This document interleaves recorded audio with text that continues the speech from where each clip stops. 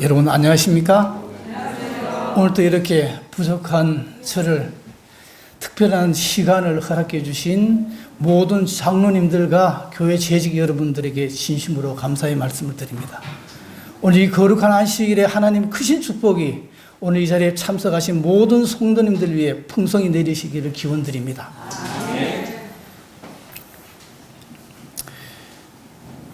히브리 12장 1절로 2절에 있는 말씀입니다. 히브리 12장 1절로 2절에 있는 말씀입니다. 다 같이 봉독하도록 하겠습니다.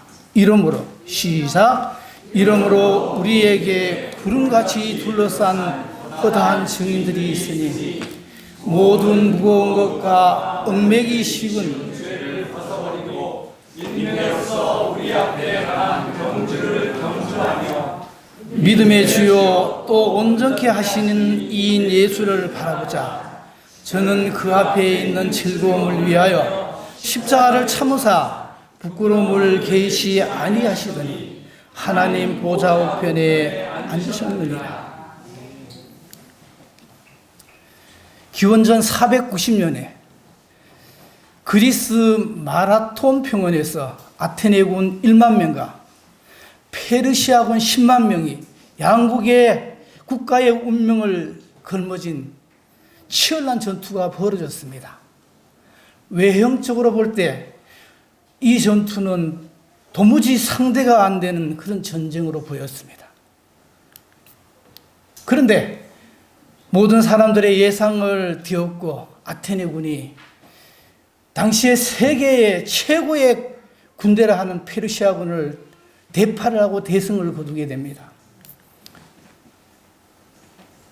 이러한 위대한 승전보를 전하기 위해서 아테네군의 페이디피데스라는 젊은 병사가 마라톤 평원에서 아테네 시까지 무려 42.195km를 쉬지 않고 논수도보로 달려서 애타게 이 전쟁의 결과를 기다리고 있는 이 아테네 시민들에게 이 승전보를 전합니다. 얼마나 달렸던지 이 병사는 단 외마디, 그 승전보 외마디 한마디를 하고 죽고 맙니다. 퀴즈입니다.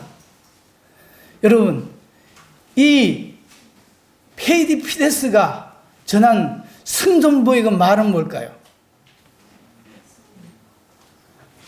이미 아래에 나와 있어요. 여기 이거 상품을 가져왔는데 말씀해 보십시오. 예, 누구시죠? 제일 먼저. 예. 나오십시오. 지난번에 제가 말씀드린 대로 이거 비행기 타고 온 겁니다.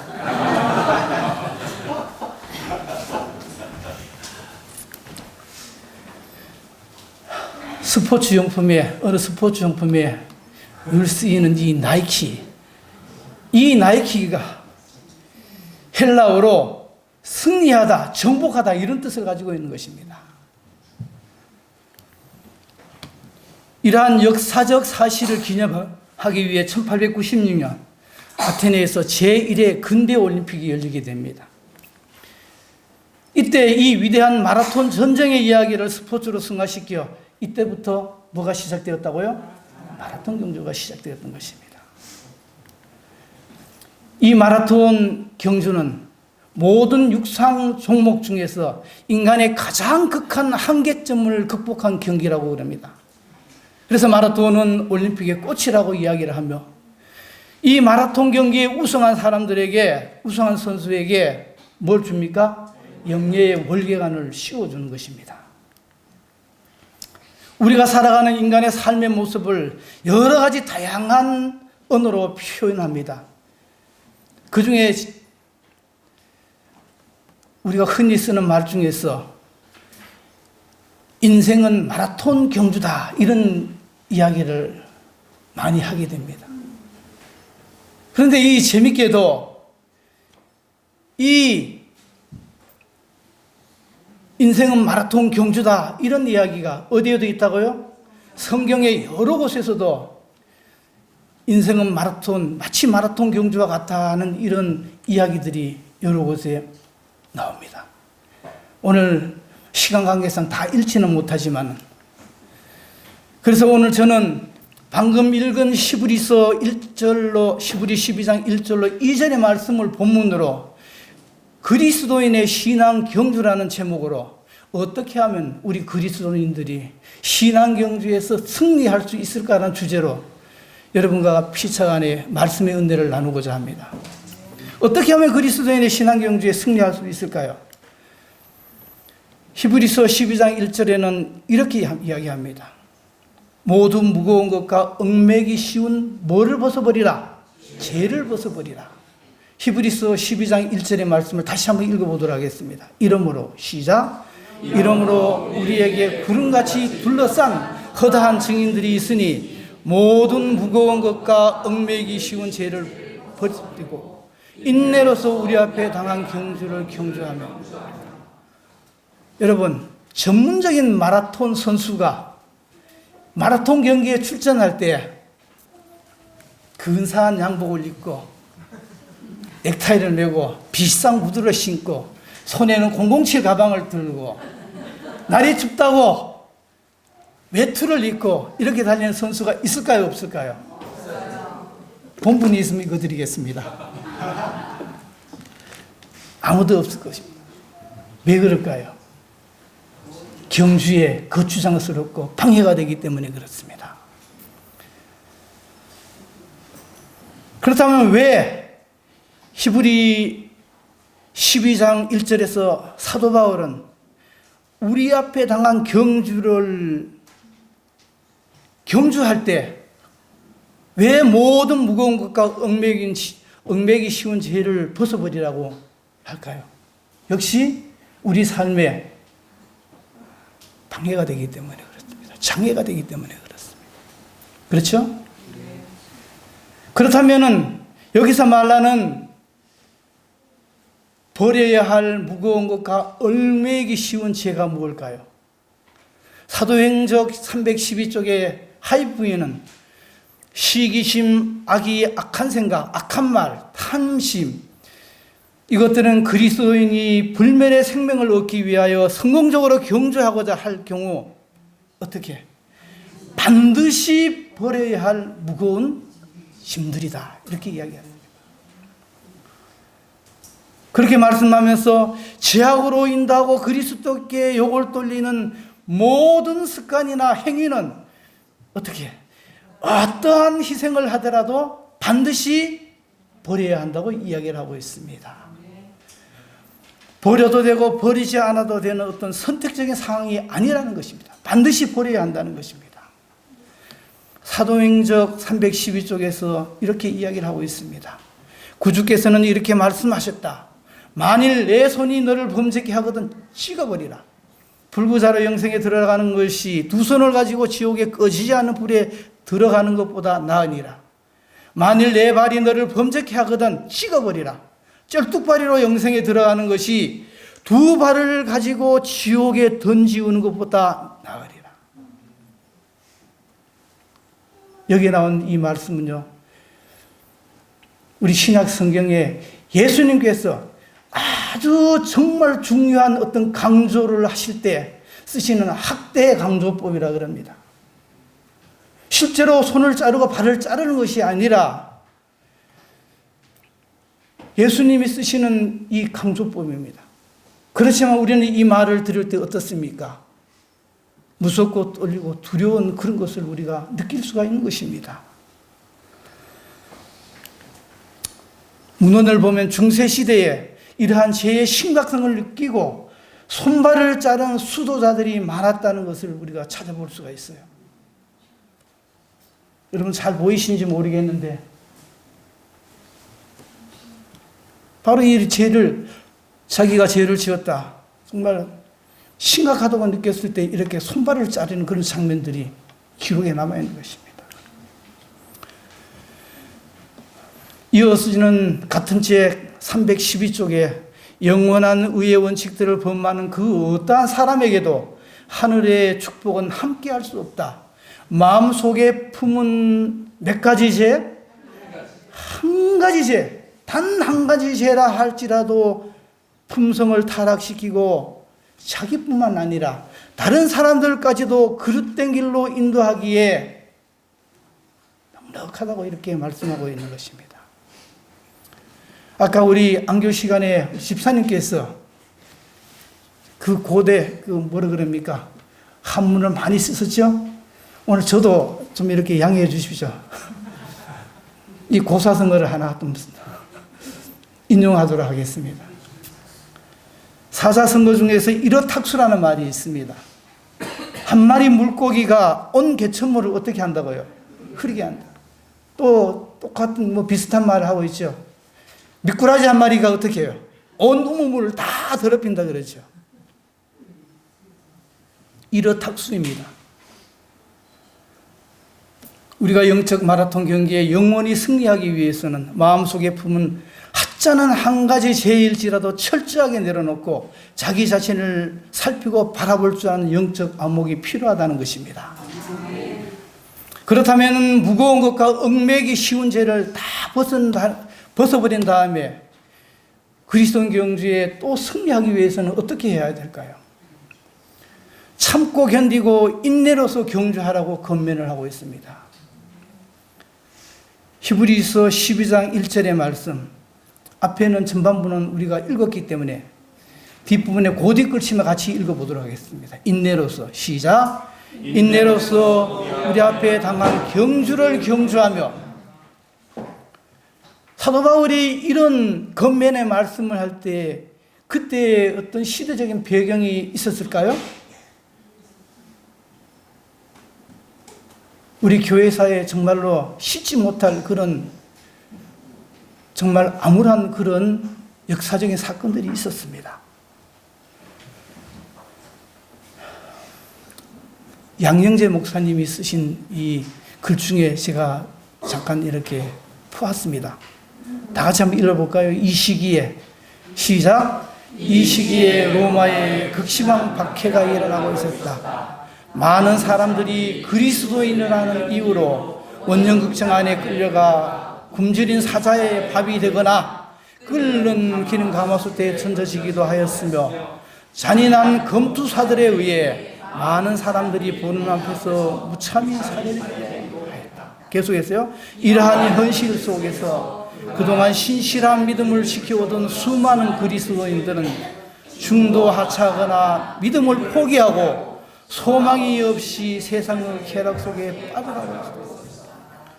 이러한 엄연한 사실들을 보고 사도 바울은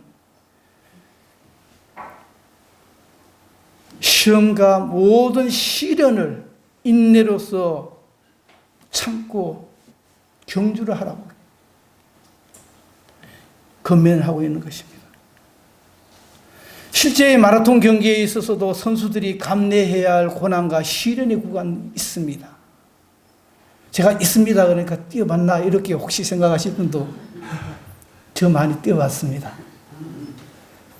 42.19km를 이 올 코스 풀코스를 다 뛰지는 못했지만 하프는 뛸 수 있어요. 몇 년 전에 해마다 요즘도 아마 하는 걸로 알고 있는데 제천에 한방 마라톤 대회라는 게 있어요. 저희 학교에 어떤 목사님이 마라톤을 좋아하시는 그 교목 목사님이 계셔서 하도 그 마라톤 경기에 갑시다 해가지고 그때 당시에 봉고차에 2대를 빌려서 심지어 선생님들이 안 가니까 사모님들까지 그냥 동원을 해가지고 그래가지고 한방 마라톤 경기 갔어요. 재미있는 건 어떤 선생님이 하도 가자 그러니까 따라가셨어요. 이분 잘 안 뛰시는 분인데. 근데 요 땅 해가지고 뛰니까 10km를 신청했는데 이분이 평상시에 이분은 어디 갈 때 뭘 하느냐 그러면은 풀스레바를 잘 신고 다녀요. 출장을 가도 그 풀스레바를 신고 가더라고요. 아니나 다를까 마라톤 경기 하는데 풀스레바를 신고 왔어요. 요 땅 하니까 그 풀스레바를 신고 뭐 달리더라고요. 제가 이제 가만히 보니까 한참 가다니까 그거 됩니까? 그러니까 이 스레바를 양손에 벗어들고 막 달려가더라고요. 그때 그 경기에 제가 우리 원주 366을 대표해서 제가 1등을 했어요. 그래서 자신 있게 고난과 시련의 구간이 있다고 이렇게 말씀드리는 것입니다. 42.195km에서 가장 어렵고 힘든 고비는 10km 구간과 35km 구간이라고 해요. 여기서 수많은 사람들이 중도 포기를 하는 그 구간이기 때문에 마의 구간이라고 합니다. 이 구간에 오면은 기록 단축이고 상금이고 전혀 생각이 안 나요. 그저 이 뒤에 오는 이 차에 어떻게 하면은 실려갈까 이런 생각만 하게 된다는 것입니다. 그러나 이 구간을 통과하면은 오히려 몸이 가벼워지고 힘이 생겨난다는 것입니다. 우리 그리스도인의 영적 경주도 수많은 고통이 따르게 됩니다. 우리가 신앙을 할 때도 매번 설레이고 상승하는 믿음이 아니지 않습니까? 야, 오늘은 정말 기쁘고 복된 회복과 치유의 안식일, 정말 좋다. 이렇게 매번 그렇습니까? 아마 거의 그런 신분들이 저는 없는 것 같아요. 항상 위기가 있고 고비가 있으며 또 갈등이 있고 자신이 미워지고 포기하고 싶을 때가 있는 것입니다. 그러나 우리가 꼭 기억해야 될 것이 있어요. 우리의 신앙생활에서 포기하고 싶은 그 마음을 포기해야 한다는 것입니다. 여러분들 한번 따라서 하겠습니다. 포기하고 싶은 그 마음을 포기하자. 포기하고 싶은 그 마음을 포기하자. 왜냐하면 그리스도인의 승리는 바로 고난의 승리이기 때문에 그렇습니다.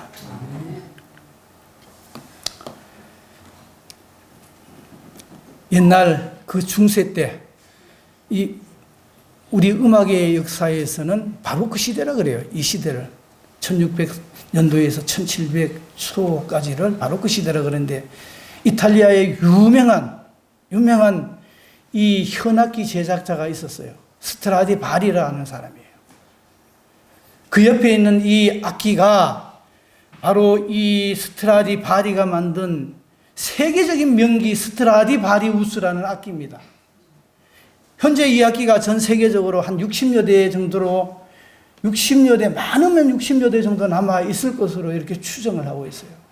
1737년에 이분이 돌아가셨으니까. 근데 여러분, 이 악기가 도대체 가격이 얼마나 가는지 압니까? 2011년 그 일본 동경에서 경매가 진행되는데요. 놀라지 마십시오. 이 경매가 낙찰, 우리 하나 돈으로 180억 원에 낙찰이 됐어요. 적습니까? 근데 왜 이렇게 이 고가일까요? 이 바이올리니스트들이 정말 해보면은 어떤 세상의 악기도 깊고 그윽한 이 공명된 소리를 이 악기 외에는 낼 수가 없다고 이야기를 합니다. 정말 기가 막힌 악기입니다. 그래서 많은 과학자들이 도대체 이 악기는 어떤 나무로 만들어졌는가, 색칠은 어떻게 했는가, 이걸 연구를 하고 또 연구를 해서 수많은 지금 그 스트라디바리우스가 복제되고 이런 것들이 지금 옆에 보는 것 같이 이 로이터 통신에도 보면 이걸 뭐로요? CT 촬영을 해가지고 복제를 했다 이런 기사들이 심심찮게 나오고 있습니다. 그런데 이 스트라디바리우스라는 악기를 과학자들이 자세히 연구해 본 결과 이 스트라디바리우스를 만든 나무가 뭔지 아십니까?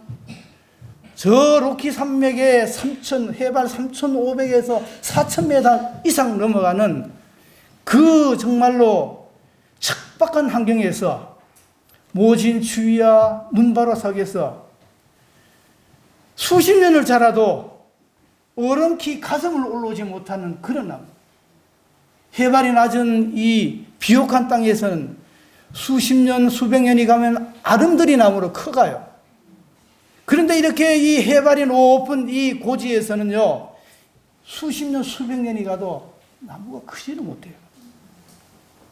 그런데 이 나무를 잘라가지고 이 바이올린 지판을 만들면은 어떤 악기도 어떤 소리도 이걸 따라올 수 없는 그런 명기가 된다는 것입니다. 자, 여기 우리나라 국악기 단수라는 악기가 있어요. 제가 이건 스트라디바리우스는 없어요. 집에 없어요. 우리 집에 있는 거 이거 지금 혹시 우리 집사람이 하도 잘 버리는 그런 스타일이라서 이사를 오면서 도대체 이게 있나 없나를 몇 번이나 찾아보니까 어느 구석에 있더라고요. 그래서 제가 오늘 가져왔어요. 여러분 이게 뭐로 만들어졌죠? 대나무입니다. 자세히 보세요. 이게 단수인데 여기 보면은 감아져 있고요. 여기 마디가 보면 하나, 둘, 셋, 넷, 몇 개? 다섯 개. 그리고 또 보세요. 뭐 가격은 똑같이 팔더라고요. 보니까 하나, 둘, 세 마디예요. 그런데 국악기로서 정말 악기다운 악기, 명기가 되기 위해서는 적어도 5마디 이상이 돼야 명기라고 그래요.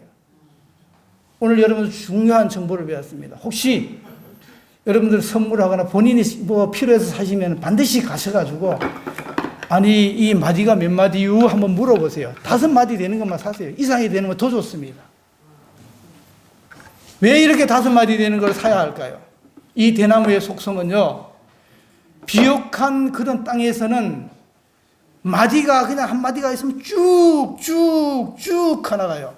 사람키 몇 배가 큽니다. 그러나 비옥하지 못한 척박한 땅에서는 삐리삐리삐리하게 크다가 죽을 것 같아요. 그럼 죽을 것 같으면 빨리 이 대나무가 참 아주 이 명석해요. 마디를 만들어 버립니다. 마디를.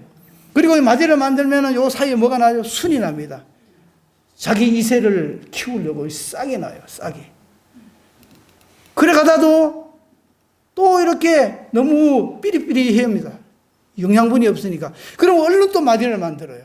얼른 만들어요. 크지는 못하고. 마디를 만들지 못하고, 마디를 만들지 못하고, 마디를 만들지 못하고, 크지 못하고 만들어요. 이렇게 고생하고 큰 이 나무가 뭐가 된다고요? 명기가 된다는 것입니다.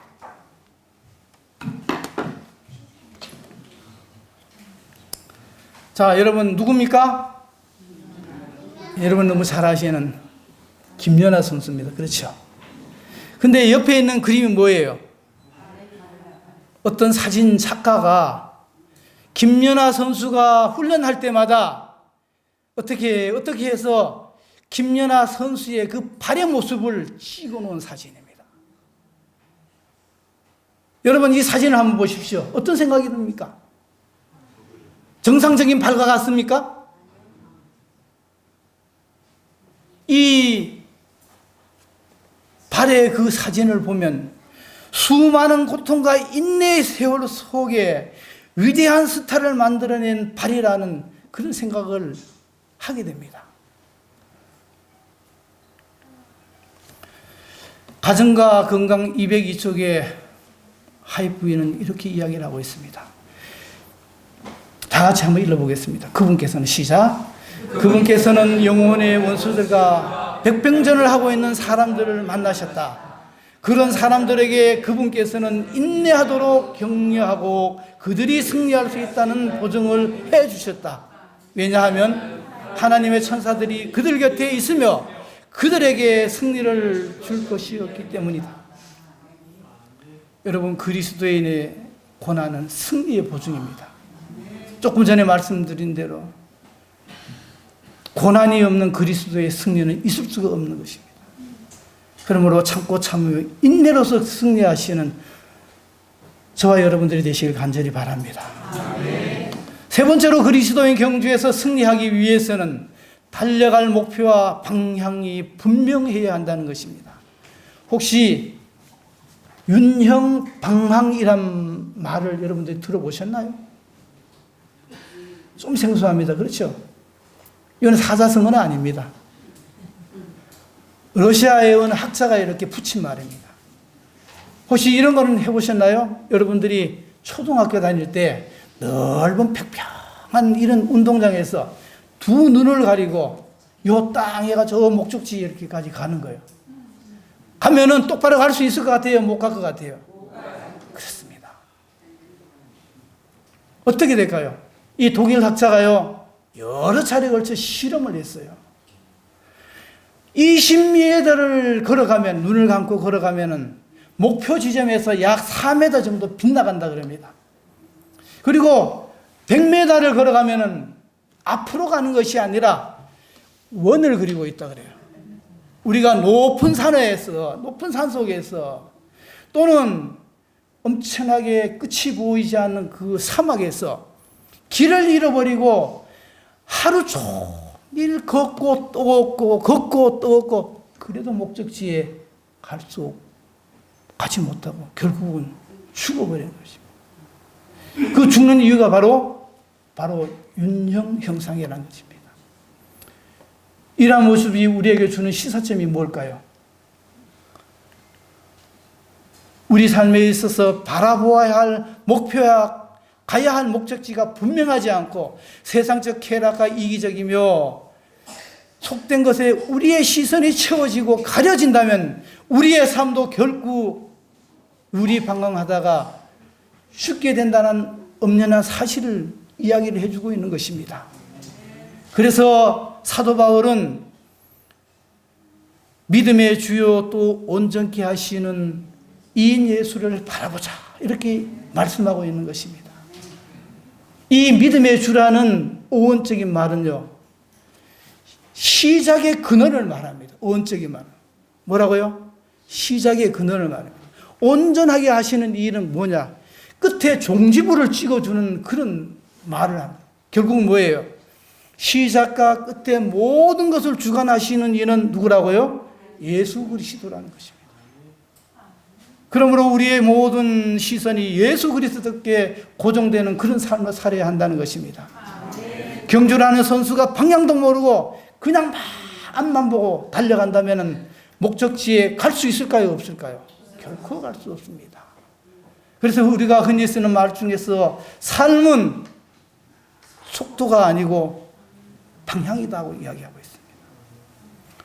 성공적인 삶이 되기 위해서는 부지런히 더 열심히 빨리 달리는 것이 아니라 어떤 방향, 정말 어떤 옳은 방향을 가지고 어떻게 가는가, 이것이 중요하다는 것입니다. 성경 안에는 이러한 신앙 경주에 실패한 수많은 인물들이 언급되고 있습니다. 에서 데라가 누구죠? 아브라함의 아버지입니다. 갈대아 우르에서 하나님께서 나와라 그랬어요. 이때는 모든 삶의 주관이 아브라함이 아니라 아버지 데라였어요. 갈대아 우르에서 나오기는 남았지만은 저 어디로 향했어요? 가나안으로 가라 그랬어요. 그죠? 그런데 가나안으로 가다가 하란이라는 동네에 왔어요. 이 하란이라는 동네에 와보니 어때요? 내가 살던 어디야? 갈대아 우르와 비슷하네. 그냥 여기서 살아야지. 그냥 중도하차고만. 다시 말해서 이 데라는 될 대로 되라는 삶을 산 사람이었어요. 베드로 젊은 부사법관. 여기에 나오는 인물들이 실패한 대부분의 원인은 그들의 시선이 탐심과 탐욕과 이기적인 윤형 방향 속에 예수님의 모습이 가려져 있었기 때문인 것입니다. 늘 우리의 시선이 예수님을 바라보며 순례의 행진을 계속해야 한다는 것입니다. 제가 좋아하는 도중한 시인이 쓴 흔들리며 피는 꽃입니다. 여러분들 아마 아시는 분들도 많을 것이라고 생각이 됩니다. 소녀 같은 심정으로 똑같이 한번 읽어볼까요? 흔들리지 않고, 시작.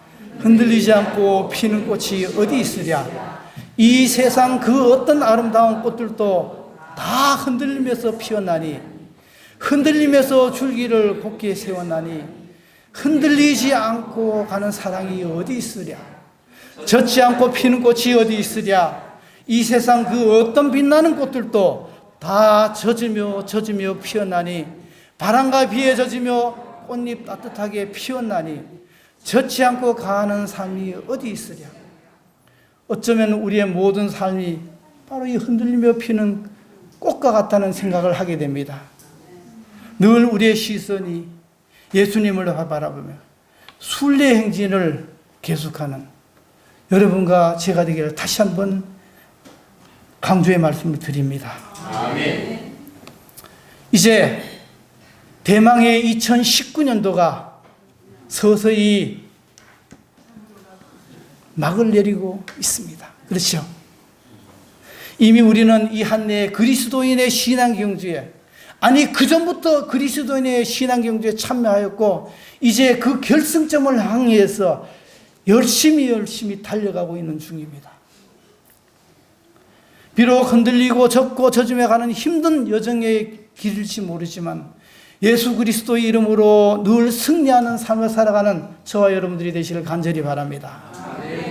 로마서 8장에는 사도 바울의 한리에 찬 신앙 경주에 대한 간증의 말씀이 실려 있습니다. 로마서 8장 35절 고딕체만 읽겠습니다. 37절 다 같이 한번 읽어볼까요? 누가 우리를 시작. 누가 우리를 그리스도의 사랑에서 끊으리요. 환난이나 홍고나 핍박이나 기근이나 적신이나 위험이나 칼이나. 37절요. 그러나 이 모든 일에 우리를 사랑하시는 이로 말미암아 우리가 어떻게 해요? 넉넉히 이긴다고 이렇게 말씀하고 있습니다. 이 사도 바울의 위대한 간증이 오늘 저와 여러분들의 간증이 되시길 간절히 바랍니다. 이제 마치면서 교회 증건 9권 286쪽에 있는 말씀을 소개해 드립니다. 하나님께서는 그분의 형상을 반영하는 자들이 그분과 함께 그분의 영광을 바라보고 그 영광에 참여하는 자들이 되게 하실 것이다. 지상에 순례자들을 위한 집들이 있다. 이인들을 위한 두루마기가 영광의 멸류관과 승리의 종려나무와 함께 마련되어 있다. 하나님의 섭리 안에서 우리를 당황하게 했던 모든 것이 오는 세상에서는 분명히 밝혀질 것이다. 이해하기 어려웠던 것들이 그때는 설명될 것이다. 은혜의 신비가 우리 앞에 열려질 것이다. 이러한 영광스러운 약속이 우리 모두의 경험이 되시기를 축원합니다.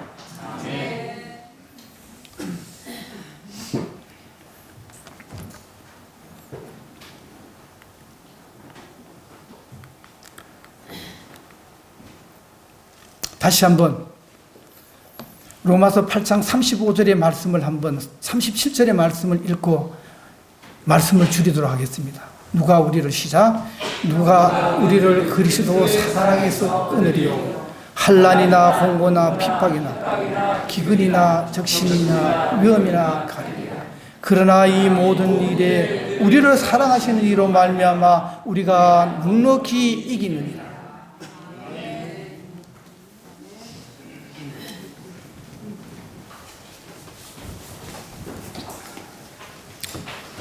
귀한 말씀 주셔서 감사합니다.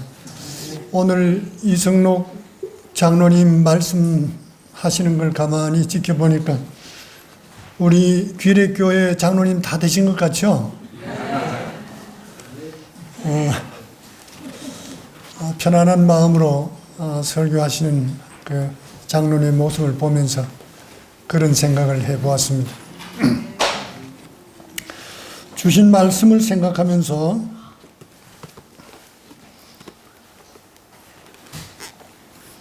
(548장) 다 같이 일어서서 부르시겠습니다.